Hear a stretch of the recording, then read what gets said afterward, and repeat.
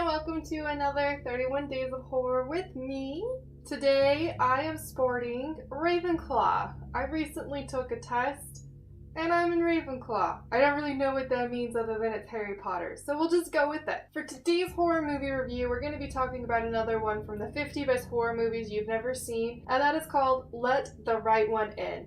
And this is the Swedish version, not the American version, though I have seen the American one a really long time ago. I feel like they did a really good recreation of the Swedish one, but it was so long ago and I haven't rewatched it. I'm not going to compare them, but just throwing it out there, there's an American and there's a Swedish version. Let the Right One In is about a 12-year-old boy who gets bullied a lot. This girl moves into his apartment complex who happens to be a vampire and they become friends. And craziness ensues, but it's not quite crazy, just weird shit happens because she's a vampire. It is an extremely slow-paced movie, which kind of dragged for me, but I remember the American one being that way. There is a little bit of a payoff in the end. The characters in this movie I feel really grew and developed, and I like seeing movies like that. It's not common you see horror movies with well-developed characters such as these ones. Well, at least the main characters. The supporting characters weren't very well developed. A few of them kind of go through some changes, but not very many of them. This movie does have some excellent acting.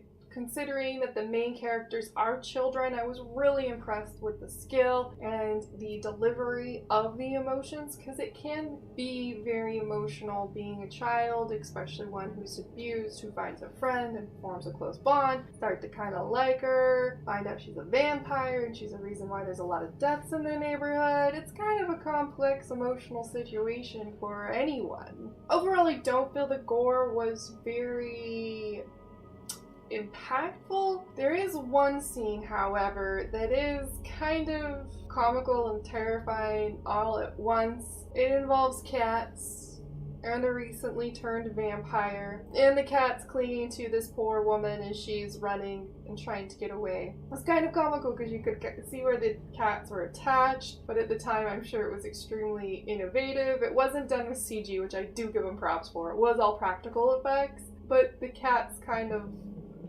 flopped around in place and didn't move as she was running with them attached to her, which was kind of comical, but also, if that really happened in real life, that would suck really badly. Overall, I do give this movie a 3, almost a 4. We'll give it a 4. It was slow, I will say that. I've already said that, but the characters were really good. The way the bullies interacted with the main character. Definitely watch this movie, English or Swedish, whatever is your preference. I enjoyed both of them. It definitely deserved to be on the 50 best horror movies you've never seen list. It was very creative. It was a unique perspective on a vampire situation, given it's from a child's perspective, a child vampire and a human child. That is one reason I give it a 4, despite how slow it was.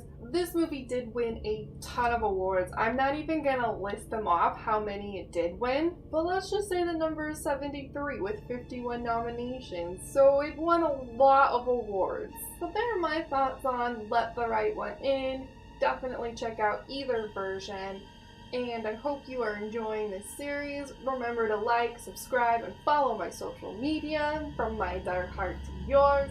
Have a wonderful day, and please don't die before my next video.